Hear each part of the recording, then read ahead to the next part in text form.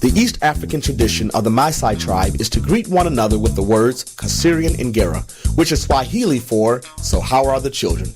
In that community, the well-being of their children is the highest priority. If you are interested in participating in thought-provoking conversations about the well-being of children and families, please tune in every Wednesday at 3 p.m. to Fresh Start Today on 860 AM WNOV. Together, we can save our children.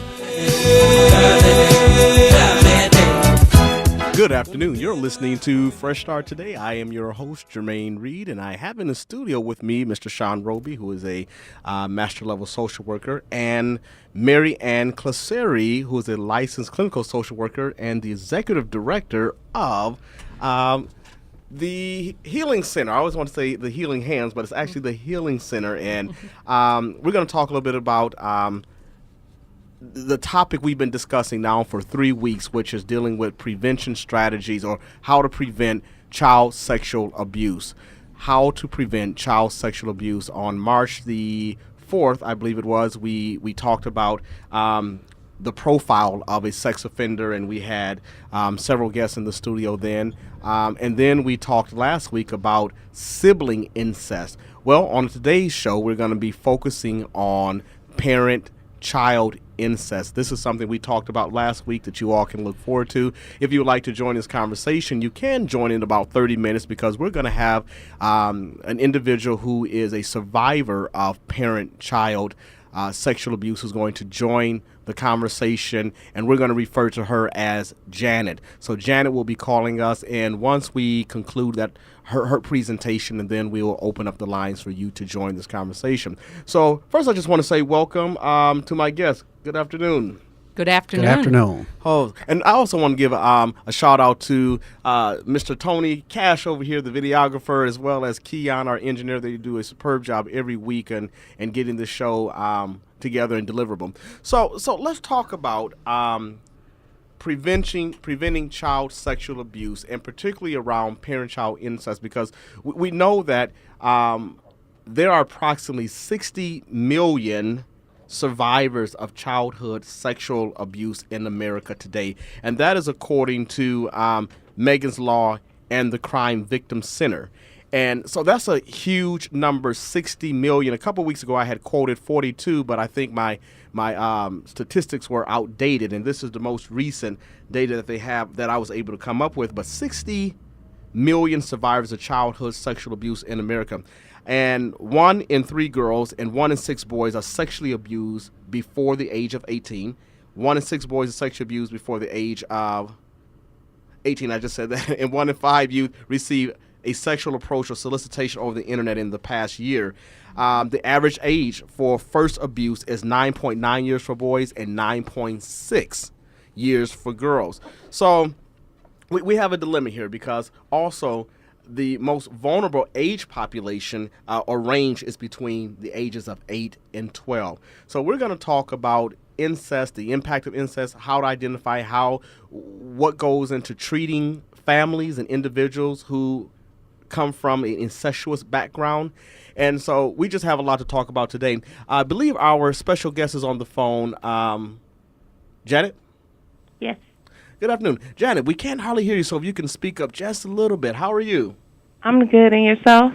I'm doing great. We were just talking about this serious issue of parent and child incest that happens in all kinds of communities across the country. It's not just relegated to Caucasian population, African American population, Hispanic population, Latino, but everybody's lives is touched by child sexual abuse in one form or another.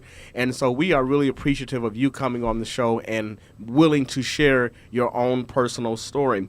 Now, just for the listening audience sake, can you talk, Mary Ann, about what is incest? Incest is sexual abuse that occurs within family members.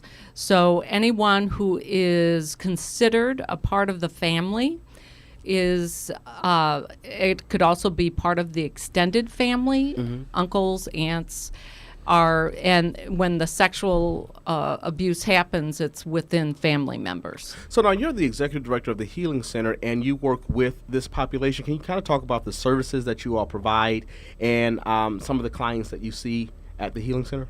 Sure. We provide free holistic care to adult men and women who are survivors of sexual abuse. Many of our services are geared around the trauma that they experienced, primarily in childhood, and we provide advocacy around those issues and counseling.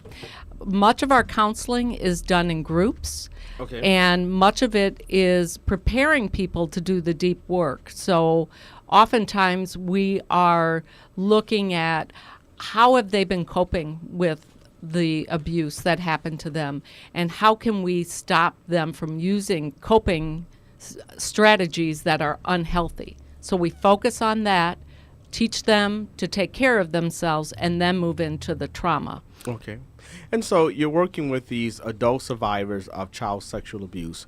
And what I would like to know is, what are some of the myths surrounding parent-child, specifically parent-child sexual abuse?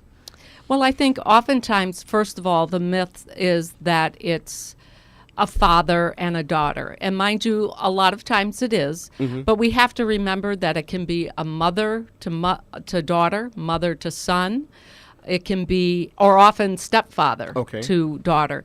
That really, sexual abuse, you mentioned 1 in 6 boys, and I believe boys are underreported. And so oftentimes boys are victims more often than what is reported, because they're not going to report what happened to them. And can you kind of talk about why you think perhaps that boys are less likely to report versus girls? Well, first of all, just because of the way men are socialized, and you may be able to speak better to this, that men are socialized that, first of all, they don't get abused sexually. And if something sexual does happen to them, that they are supposed to like it, and that often they feel that they will not be believed because of those myths that surround boys being sexually abused, or even men being sexually abused. Okay. So Janet, let's talk a little bit about your journey, your story, for a minute. What was your situation like? It happened when I was 5. It was actually my father. Your father was the perpetrator? Yes. Okay. And what were you thinking? Were you, at the time, because I hear sometimes people say they didn't know that it was sexual abuse or that it was molestation, the actual incident itself. Did you know at 5 years old that something was wrong with what was going on? Yes. You I did. even knew before he started. There was just a feel, because him and my mom wasn't together. So I had went over his house for a visit. It was just something about the feel of the house. It was, he was drinking. He was doing drugs, and I wasn't comfortable. I wanted to go home. And at that point of asking to go home, that's when things got ugly. Okay. And so you were just a young girl, probably kindergarten, K-5. Correct. In a position where you were powerless. Correct. And as you look back over that experience, this was your father, not a stepfather, not a father-like figure, but your father. How have you processed and dealt with that piece right there? Did you feel a sense of... It took a long time to deal with it. Actually, I went to the Healing Center, and that's where I learned to deal with it at. Oh, really? Yes. That is. I think that may have been the program you were telling me about the other day. Correct. Okay, and I didn't recognize it. So, and she just gave rave reviews about your program. So we just want to encourage folk who may be dealing with this that if you can get in contact with the Healing Center by calling 414-671-HEAL or 4325. So you knew something was wrong, but in dealing with, when you look back over your childhood and as an adult, how did you come to terms with that this is my father? Was it hard, and what were some of the strategies that you used or that you were taught at the Healing Center to deal with that piece? Well, at first it was really hard because he didn't live in a home. So he came to visit, took me to his home, molested me, took me back home, and I never saw him again until I was 17. So this was one incident, or was this multiple? This was one incident at that time because I wasn't allowed to see him again. So, but from that point until I was 17, he called me every day on my birthday to torment me, just to see if I had told my mom what had happened. And did you? No. He asked me to promise him not to say nothing, and he would let me go home. Now, let me ask Mary Ann something. Is that common that perpetrators or that offenders will make these type of deals or challenge the individual to make promises to them? And we have to remember that this was a 5-year-old, Right. Kindergarten child who was told that I will let you go home. So that's my freedom, my gate to get out of here, as a way to control and manipulate the situation so that they are able to groom that child to think that that's the only way that you're getting to go home. And so, of course, as a 5-year-old, you promise that. And it's very interesting that he used her birthday over and over and over again. I imagine it was hard to think about your birthday knowing that that phone call was going to come. And again, reiterate that grooming of silence and reminding you to keep silent.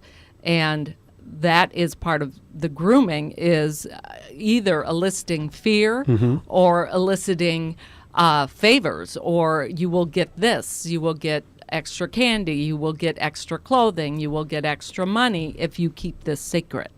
So now, Janet, according to the Parents for Megan's Law and the Crime Victim Center, something on their website indicated that women who are sexually abused as a child are 2 to 3 times more likely to be sexually assaulted later in life. Correct. Did you find that because of that abuse, it put you in some other compromising positions? Yes, It with other family members. What- Because with it being my father, that's the person that's supposed to protect me, Right. help me, be there for me. So then when it came to my uncle and my cousin and my mother's boyfriend, it became a thing of, I guess this is the norm. This is what they're supposed to do. This is what I'm supposed to accept. So and I was going to talk a little later about multi-generational abuse. And so it sounds as if you're saying that there was multiple perpetrators. Were these perpetrators on both sides of the family or just one side of the family? One side. One was the paternal side. No, actually both sides. My father, and then on my mother's side, it was an uncle, it was a cousin, and it was my mom's boyfriend. So this was compound trauma. Correct. And how did you deal with that? Because I know it had to be hard, but how did you deal with it? At first, I didn't know how to deal with it. A lot of times I tried to kill myself. I didn't want to live anymore. I felt dirty. I was taking baths 3-4 times a day. I just couldn't get clean enough. I would wear big clothes so people wouldn't recognize who I was. They wouldn't look at my image of my body and think, oh, wow, I want her, versus just looking at me as, ugh, she's ugly. And that's kind of how I saw my own self. Well, in terms of dealing with this secret, because you carried this secret for years. Yes. At what point did the abuse become known, and how did it become known? What happened is, with my mother's boyfriend, I was 10 years old when he started molesting me. It came out when I got pregnant at 16. Okay. So when it came out about him at 16, that's when I started to open up about everything and everybody else. How did you find, because there's a lot of research that talks about sometimes that there's these secrets that are kept within the family, especially when there's multi-generational abuse that's going on. Was that a reality? When it came out, how much support did you receive from your extended family? Not a lot. Not a lot. It wasn't believed. Mary Ann, is that common? Absolutely, it's common. It's unfortunately too common. Unfortunately too common. So there's the belief part. And what I also read is that fabricated sexual abuse reports constitute only 1 to 4% of all reported cases, but that when children say they have been, the children fabricate less than 1% of the time. So basically, when a child says this is going on, that parents really should take some serious steps to really investigate to make sure that that is not what's occurring. So in your case, Janet, you had talked about that people didn't believe you, but there was something that was amazing in our pre-interview the other day. You had talked about how there were other adults, females in the family, who had also suffered this same type of abuse. Yes.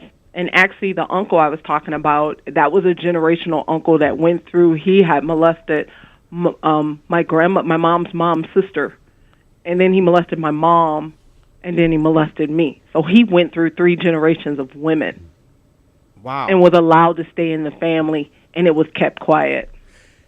And so, Marianne, you're the expert here today. Thank you for coming on. How do families deal with that when there is someone who's a part of the family? Because I'm listening to what Janet says, and she said that he was allowed to stay in the family. Do families tend to protect perpetrators? Absolutely.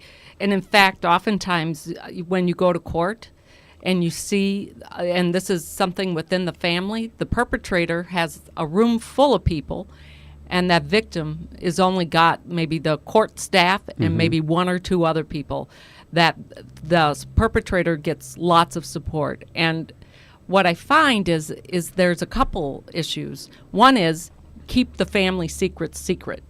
And we don't want, you tell that in the community, then everyone's going to know our business.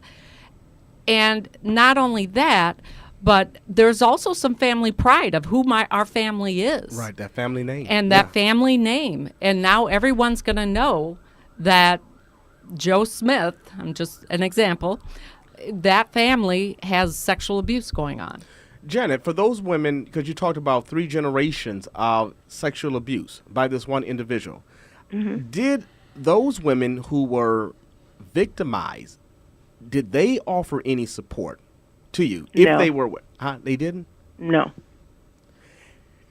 And so how did you feel alone? Yes. Okay. I felt like I was by myself because one of the women was my own mom. And when I went to her, she didn't believe me. Even though she took me to the doctor, even though she took me to the courts, I mean, she didn't believe me. And actually, I didn't know what to do because I was thinking, okay, now it's out. I can tell her. She believes me. She didn't believe me. And you know what, Janet, I think before we go any further, I just want to say you are impacting so many people right now, and it's extremely empowering because it takes a certain strength to share your story and let people know that, hey, you are not alone. And so we commend you. We appreciate, your courage to participate in this conversation. Janet, you had talked about, we talk about how prevalent this issue is in childhood. And I know this is a very taboo topic, particularly in the African American community. We don't want to talk about incest. And some folk will think that it's just relegated to certain communities, but you are a living witness and testimony that it actually happens. And how it made you feel and who these perpetrators were and what your support system looked like. How are you able to get through school, and what advice do you have or tips do you have for other young people who may be listening to this program in terms of how to deal with incest? I get through it through God. Ain't nothing you can do without him. Okay. The second thing is I actually got help. I opened my mouth and said, this happened to me. I'm not delusional. I'm not telling a story. This actually happened to me. And I went to many counseling centers before I went to the Healing Center, and it just wasn't helping. When I got to the Healing Center, I was told it was okay to say it happened. I learned how to not be a victim, but a survivor. Because you kind of look at yourself as a victim, oh, is you, oh, is you. No, I survived. There's many people that don't survive. I actually survived, conquered, and beat the people that hurt me. So And we commend you. And so you talk about being able to open up your mouth and speak. And that probably took a lot of courage just to speak. And so when we talk about this code of silence, that there is a code of silence that goes on both within the family, outside the family, where people just don't want to talk about it, your condition and culture not to talk about it, and then your life is impacted in so many different ways. So what we're going to do, Janet, is we're going to take a break, then we're going to come back, and I have some questions for both you and for Marianne Claseri from the Healing Center. Okay.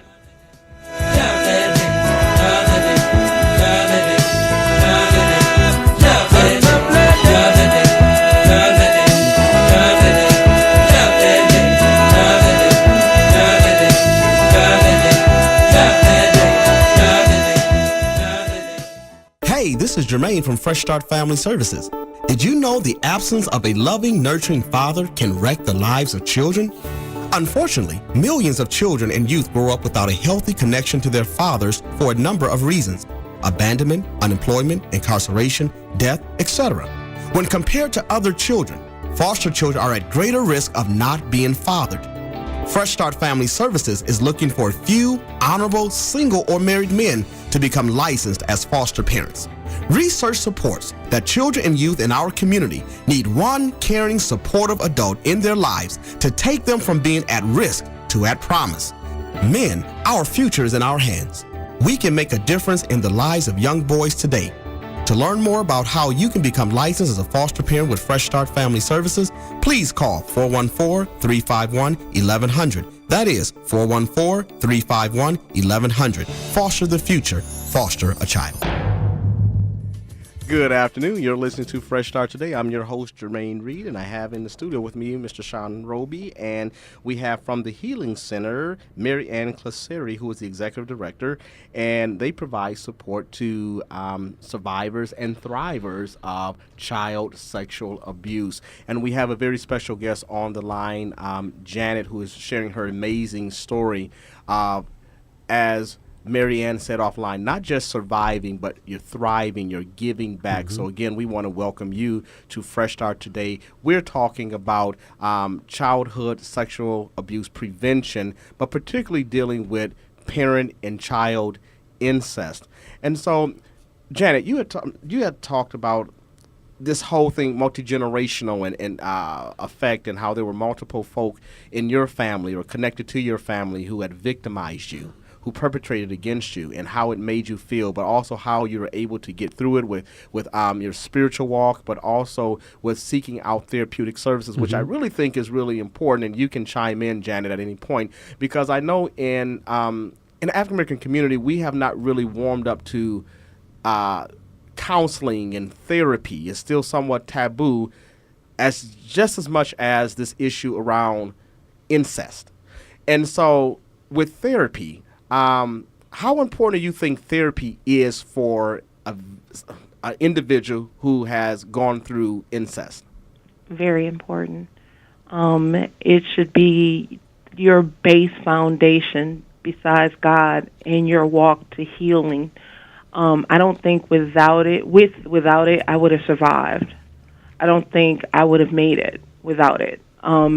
It allowed me to look at myself in a different aspect versus, like I said, being a victim and feeling ugly or not liking myself, or it made me look at me different. It made me see that I can be loved. I am loved. I am a person. I am human. This did happen to me. So I think it's very important. You know, in talking about some of the victims and not staying in that place, because we definitely want to give people some tips, but there's so many powerful elements to your story that we could really do an entire show on each one of these points. But, you know, there was your great aunt, right? Who was Correct. the first victim. Then there was your mom who was victimized, then yourself. Were there other women in this family? Yes. There were several cousins within my generation. And I remember because we used to travel to Beloit, Wisconsin to be with other family during the summer. And a cousin of mine, we were talking, and we were actually staying at this uncle's house, and we didn't want to be there. So we slept in the same bed together, and I asked her why was she scared, and she was like, Uncle Lawrence do bad things. And I was like, huh? So after we talked about it, we called her mom and told her mom. But what her mom said to me was, don't fill her children's head with these stories. Don't ever call her children or talk to her children about that. So we end up having to spend the whole summer at that house. wow, that's a lot. And so when we look at this, there's multiple victims in one family. Do you think this is common, or is this an isolated incident? It's common. It's common. It's common. And I As guess you know, 60 going million. into group therapy and listening to other stories is very common. Mm-hmm. Now, I'm not sure if you remember this guy who was a producer with the he produced the song "Killing Me Softly" that the Fugees had put out. His name was Aswad Allende, and he had, I think, impregnated 5 of his daughters out in New Jersey. And his goal was to establish a pure bloodline. Mary Ann, what are some of the reasons why some folk give that you're aware of for having an incestuous relationship with their child? I think there isn't just one reason. I do believe for some men, they were sexually abused themselves as children, and then, the cycle of abuse has continued. Not all men, but some men will be sexually abused and go on to abuse others. Others have, I think it's unusual, kind of the idea of a pure bloodline. I think oftentimes these are men that are under-socialized. They don't have a lot of interactions outside of their family. Okay. They may use an excuse that my wife is not having sex with me, but that's often an excuse. And they are sexually drawn to children. And specifically, their access to children are their children in their own family. So we can't deny that there's a piece of this where there is a sexual arousal towards children. Mm-hmm.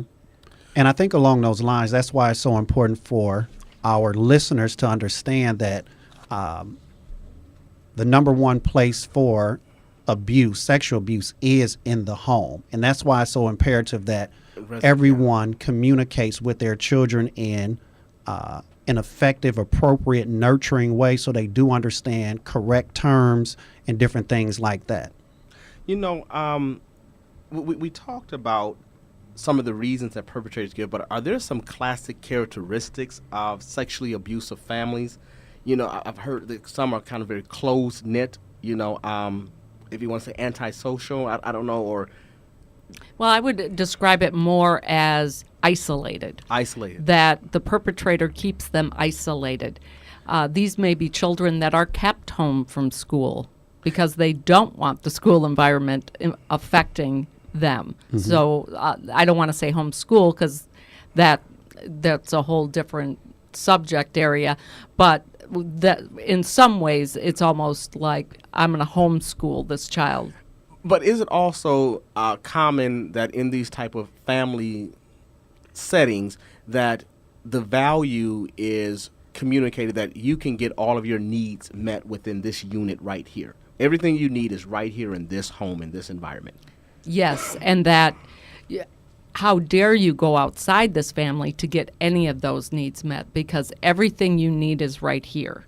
And that is part of what I consider the grooming process of convincing that child that this is the only place you will be, convincing the whole family that everything stays right here, that our family unit is private and we keep to ourselves, and we are not, really out there in the community. Although every now and then you do see families where they are in the community and there's sexual abuse going on. Mm-hmm. Here's my question.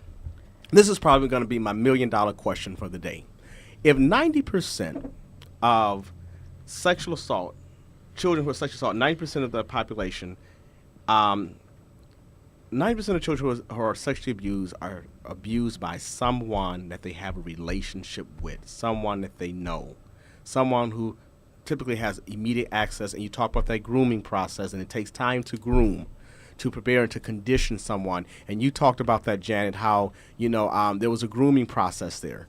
My question is, we typically, Keon, are trying to work with our children around stranger danger messages and showing them how to look out for the people around the corner and at the school and all these other places. How do we work with children to prepare them and protect them from their own parents?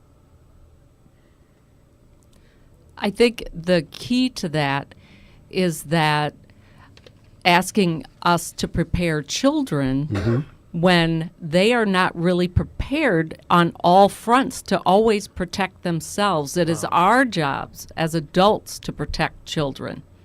And so my stance is that we empower parents, we teach our community how to pay attention to families Correct. and children, and that we do tell children and teach them about their bodies, that we Yes.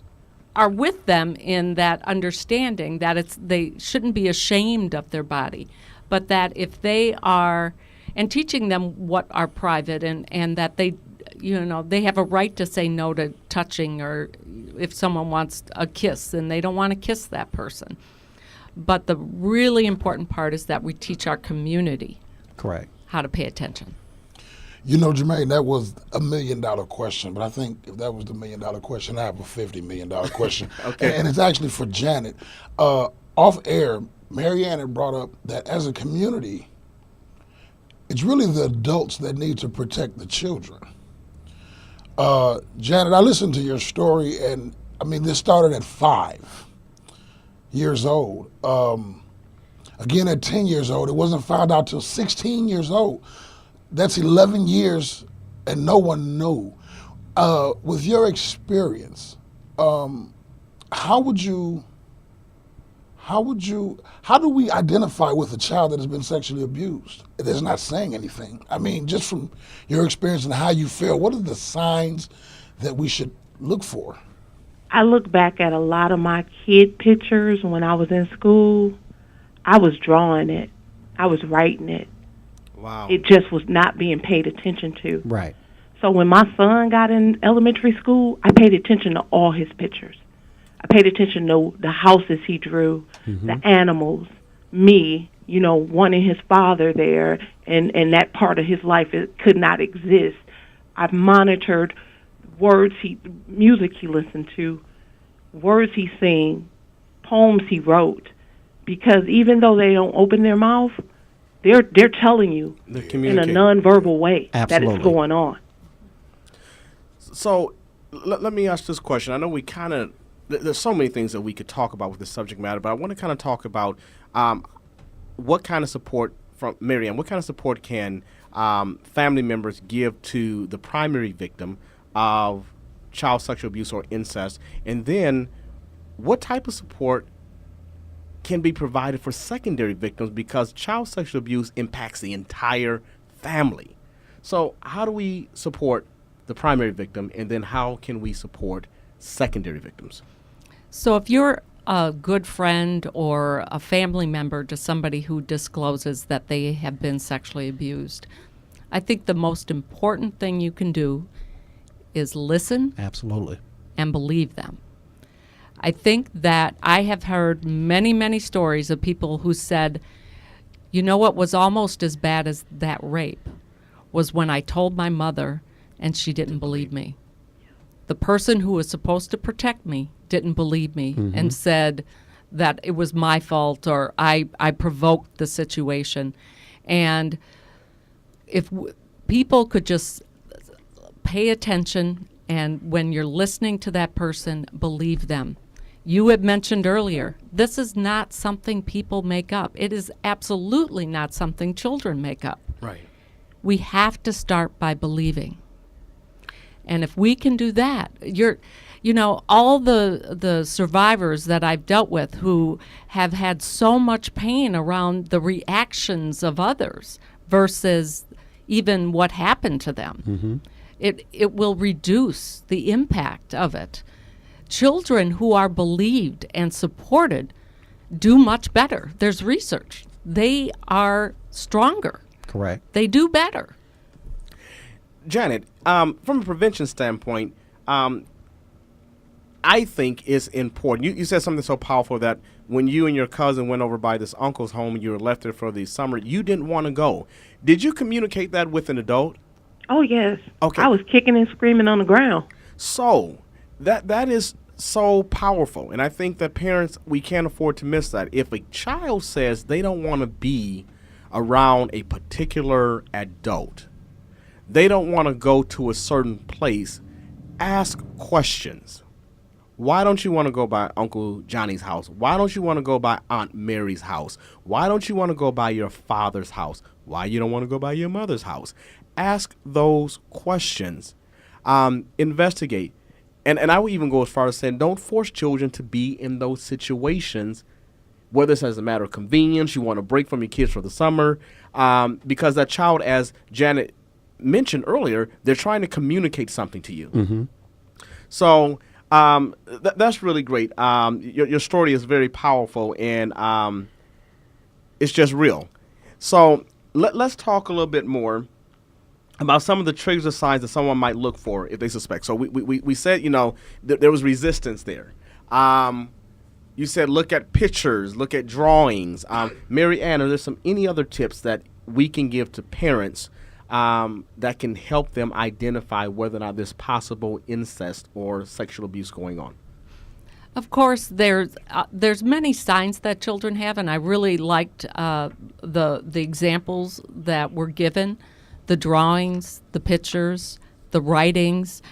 I was working in a middle school for a while, and I paid really close attention to the drawings that they had. And oftentimes they were directly related to what was going on in that home.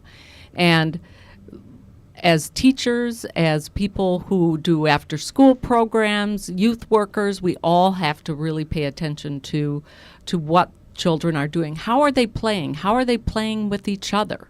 That's another key. How are they playing with their toys? Okay. Many examples of ways that that children came to me early in my career was because a parent noticed the way the child was doing sexual play with their toys. How would they possibly know that unless something happened to them? And this is for now children who are young. But then also sometimes they're also doing things with other children. And it's not within the normal range of sexual development, but it's beyond that. So it's really paying attention to what your children are doing. And then, of course, worst case scenario, if you believe something has happened to your child strongly, is get them to a doctor. Gotcha. Because if something has happened, there are things that you need to look for and take care of in your children that can be passed down when there's a rape. And I think to add to the the art component in drawings and paintings and things like that, if pictures are very angry, if they have fire in the pictures, and this is something that the child didn't normally do, if the pictures have sad faces and just very extremities in terms of emotions, definitely those are indicators of something is going on. Then you may have some physical things like pain or itching in private areas, bloody undergarments, different things like that too. So there are different indicators if a child does not verbally say, hey, this is what's going on. For a minute, let's kind of talk from we're talking from a parenting standpoint, but having been a victim or a survivor and thriver of child sexual abuse, and particularly parent-child incest, Janet, were you afraid when you became a parent? And I remember you saying at 16 you got pregnant. In your journey as a parent, did you ever feel inadequate or feel what was your experience, your approach to parent, your outlook? I was scared. I didn't know how to be a parent. I went to a place called Rosalie Manor, and I took nurturing classes. I took parenting classes. So nurturing class is important, yes. And I learned what I needed to do because I didn't want to repeat. I didn't want the same thing to happen. I wanted to know what I needed to do in order to take care of my son so it wouldn't happen to him. Right. What, was he a product of that incestuous relationship? Yes.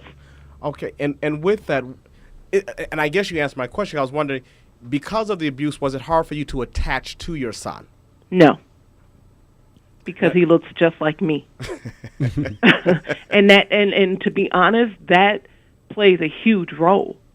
I don't know if I would have been able to be a parent to him if every time I looked at him, I looked at my father. Mm-hmm. Wow. And there's my mother's boyfriend, rather. You know what I mean? That people can't. You can't attach yourself to someone that looks like someone that's hurt you for so long. Correct. I remember dealing with a case a couple years ago, and this particular child, they couldn't determine, if I remember correctly, the paternity because they didn't know whether the grandfather or the father was actually the child's father.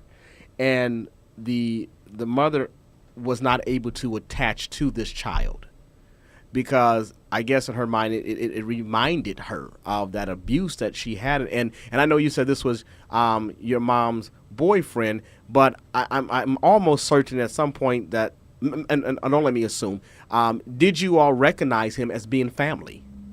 Yes. And so now you have this stuff where it's family, it's family, it's family. From a legal standpoint, was there proper intervention there? It was proper intervention. Then he jumped bail, and 13 years lapsed. When they finally caught up with him in Florida and extradited him back, they wanted to drag my son into court. And I didn't want that. Okay. I didn't want my son to know what happened to me. Mm-hmm. I didn't want him to see that. So my first goal was to go to my mom and see what she thought. She refused to go to court. She refused to talk about it. She didn't want to hear their high or low of it. So again, I'm having to deal with this all by myself again. So I went down to the courthouse and I spoke with the Special Victims Unit and basically said we cannot get around this without my son getting on the stand. And they said no, because when I had my son, there was a court order, good cause put into place, which means they could not do DNA from him. So my son was being used to put my character into play. Okay. This is really just a deep conversation, but it's so educational. Mm-hmm. And so, again, you went to your mom, and so for those folk who are listening, for those parents who are listening, listen to your children, support your children. Don't allow them to go through this alone.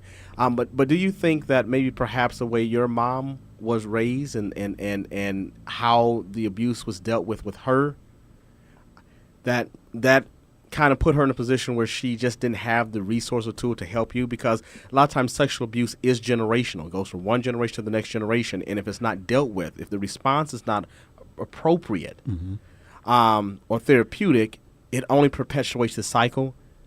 Correct. And that's definitely what the case was with my mom. And it took me going to counseling and talking to my mom, and my mom being invited to counseling to actually know, understand, and realize what actually took place. She, too, was not believed. And so, she, too, was called names like, being a prostitute and just giving yourself away to your own family members. And so how, in terms of, what can survivors and thrivers do and parents to mend that relationship when their families have been impacted? We talked about therapy, but are there some specific tips? I mean, is it writing letters? What strategies were used to help? And what is your relationship like with your mom today? My relationship with my mom right now is amazing. It is as good as it's ever been, and it's gotten like that within the last 5 years. And it's amazing. But what happened is we talked. I got healed first.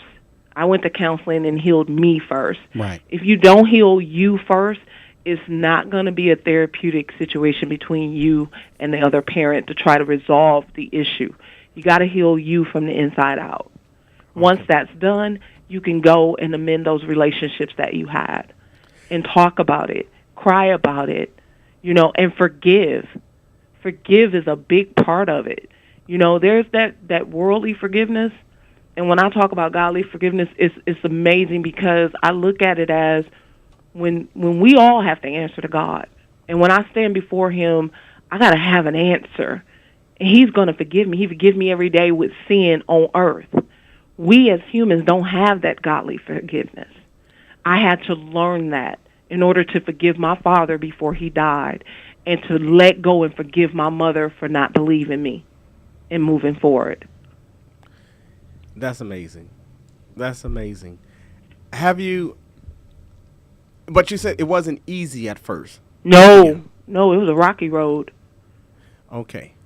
So, what is the one message that you would like to leave, Janet, with this audience about preventing child sexual abuse and about your healing, your process?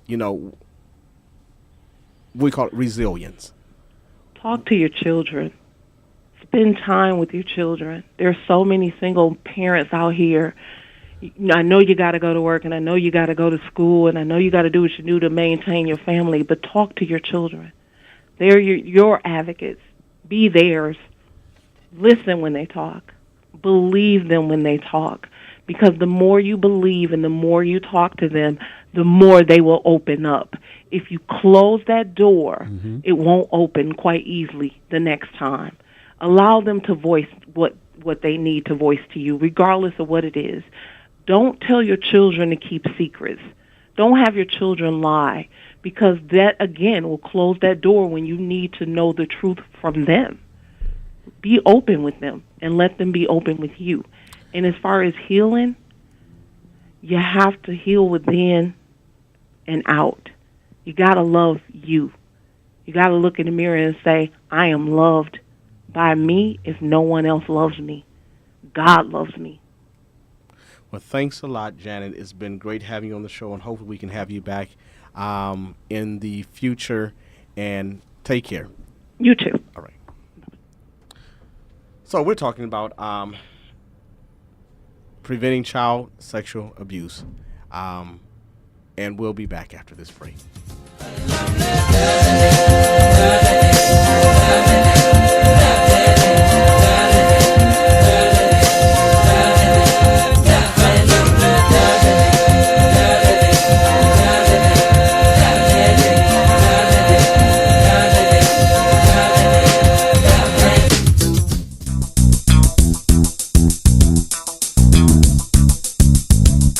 Good afternoon. You're listening to Fresh Start. I'm your host, Jermaine Reed, and I have in the studio with me Mary Ann Claseri from the Healing Center and Sean Roby.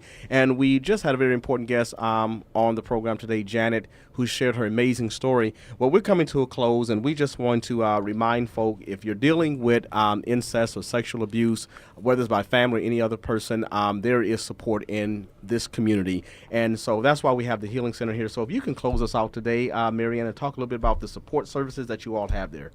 Yes, and I just want to reiterate the strength of Janet, and it was the work that she did at the Healing Center that brought her there, and she is a perfect example of healing is possible. Yes. And she experienced that. I again want to reiterate, we have all of our services are free. We provide bus tickets if you don't have transportation. We want to create an environment that is available to you. I ask you to call 414-671-4325 to begin your healing journey. We have free advocacy groups and counseling. We also have creative healing, where you can do your creative work and your healing work in the same room. What about support groups? You have support groups, but is there opportunities for people to volunteer, or if people want to get involved in the work that you are doing, and maybe not from a client standpoint, but a volunteer level? Yes, and in fact, our sister program, the Sexual Assault Treatment Center, is in great need of volunteers to help when people are coming in for that medical exam right after being sexually assaulted, to have that support person with them. And we have a great need for survivors or the community members to come together, and we're looking for a wide variety of types of people who can come and be with those victims at their most vulnerable time. So we can heal our community if we work together. And my closing message is simply this, is that parents do not have to have sexual relations with their children or their family members. It just does not have to happen. You all have a great week, and we'll be back next week on Fresh Start Today. Take care, and God bless.